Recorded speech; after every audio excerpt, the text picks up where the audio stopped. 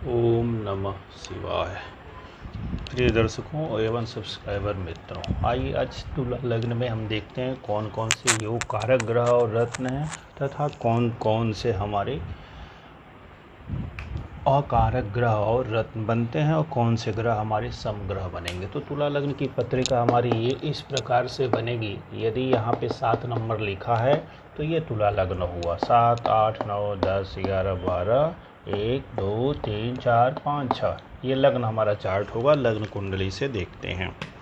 तो जैसे ही हमने देख लिया यहाँ 7 नंबर लिखा है तो शुक्र हुआ। इसकी दूसरी राशि 8वें भाव में पड़ी।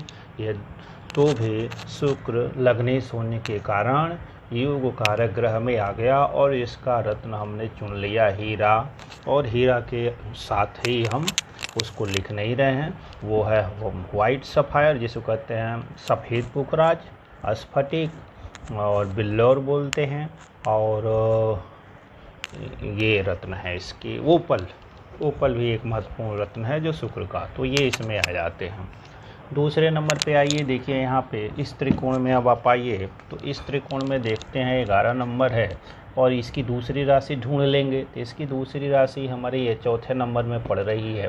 तो अब शनि हो गए पूर्ण योगकारी। क्या हो गए? ये पूर्ण योगकारी का दर्जा हमारे शनिदेव को मिल गया।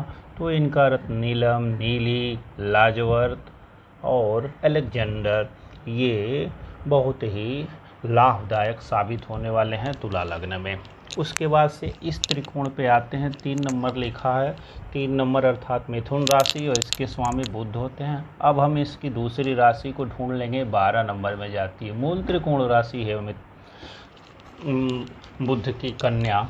12वें में फिर भी ये त्रिकोण के स्वामी हुए और लग्नेश के मित्र हुए तो 12वें होते हुए भी बुध योगकारी ग्रह हुए और इनका रत्न पन्ना योगकारी रत्न माना जाएगा।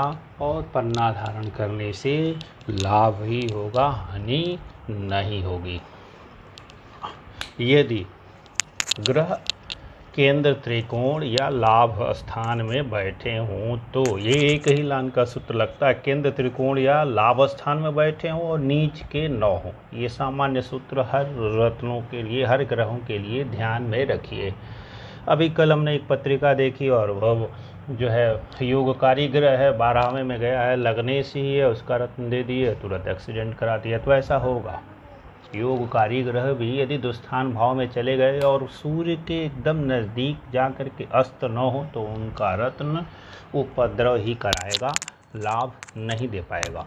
तो समग्रह के रूप में हम यहाँ देखते हैं इस केंद्र में चंद्रमा है। चंद्रमा चूँकि लग्नेश के शत्रु हैं परंतु यहाँ इनकी एक ही राशि है, दूसरी कोई राशि है नहीं और ये केंद्र भाव में रखते हैं, इसीलिए। और चंद्रमा कंडीशनल शुभ और अशुभ ग्रह होते हैं, अर्थात यदि चंद्रमा शुभ ग्रह हुए तो चंद्रमा भी योगकारी ग्रह हो जाएंगे। फिर भी हम लग्नेश से ये शत्रु भाव रखते हैं, इसलिए समग्रह के रूप में चंद्रमा को रखेंगे और मोती को भी हम समग्रह के रूप में ही समरत्न के रूप में रखेंगे।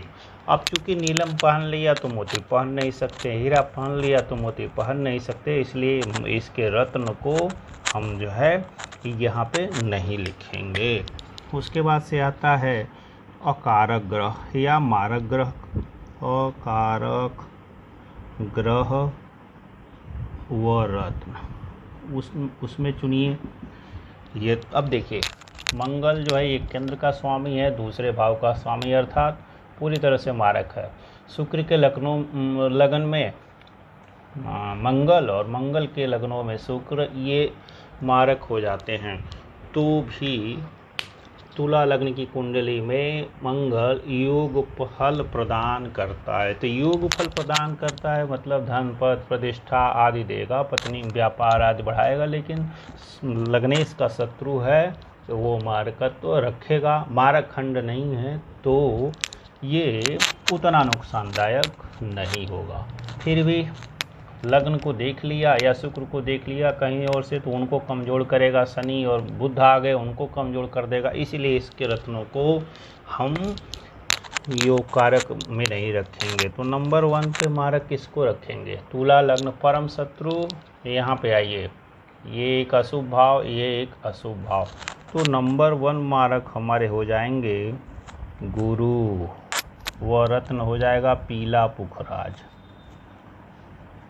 ये पीला पुखराज और पीला रंग जो कुछ भी है इसे धारण करना उचित नहीं है।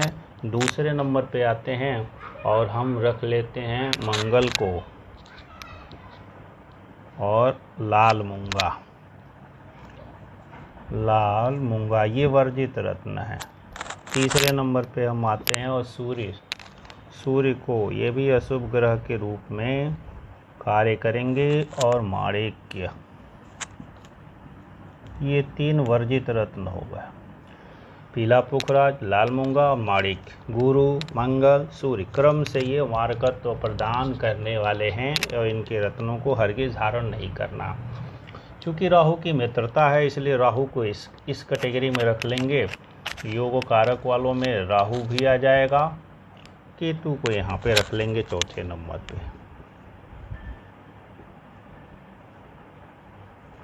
अब राहु यदि केंद्र त्रिकोण में स्थित है और किसी भी केंद्रेश अथवा त्रिकोणेश से संबंध करता है तो राहु परम योगकारी हो जाएगा, क्योंकि राहु शुक्र का परम मित्र है।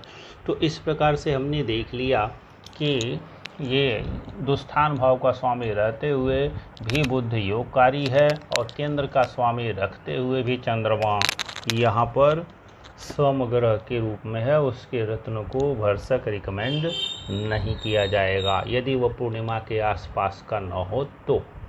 और सर्वाधिक शुभ ग्रह रहते हुए गुरु यहाँ मारकत्व का दोष ले लिया, नंबर 1 मारक होगा। अब दशा आ गई गुरु की तो उठा के पीला पुखराज दे देंगे, जहाँ तक कि बाट लग जाएगी कभी मत दीजिएगा, अथवा स्वयं को भी धारण नहीं करना। लगनानुसार ही हमें हर प्रकार के रत्नों को धारण करना है, नहीं तो मुसीबत आ जाएगी, क्योंकि लग्न ही हमारे शरीर की प्रकृति को निर्धारित करता है। लग्न ही हमारी मानसिकता बताता है, लग्न ही हमारी रुचि को बताता है। इसीलिए अब यहाँ सफ़ेद पुखराज के रूप में यदि गुरु की दशा आती है तो सफ़ेद पुखराज के चुनाव में जाएंगे, वो भी केंद्र त्रिकोण में बैठा है तब। चूँकि गुरु सर्वाधिक शुभ ग्रह है, केंद्र में बैठा हो त्रिकोण में बैठा, अब केंद्र में भी यहाँ नीच का हो गया तो यहाँ भी हरगिज नहीं पहनेंगे।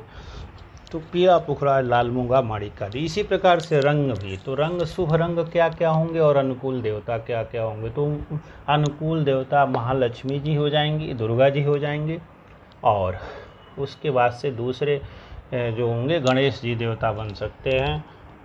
और बुद्ध के देवता के संबंध में, प्रत्येक देवता के संबंध में कई विवरण मिलता है। अधिकतर तो गणेश जी की ही जो है उपासना बताई गई है, लेकिन शास्त्रों में बुद्ध के देवता को विष्णु को बताया गया है, क्योंकि तो विष्णु भगवान की आराधना करने से भी बुद्ध प्रसन्न होते हैं। तो भी अधिकतर लोगों का यही कहना है कि गणेश जी को लड्डू चढ़ाइए, भोग चढ़ाइए, दुर्वा चढ़ाइए तो बुद्ध बहुत अधिक खुश होता है, बुद्ध बहुत अधिक शुभ हो जाता है।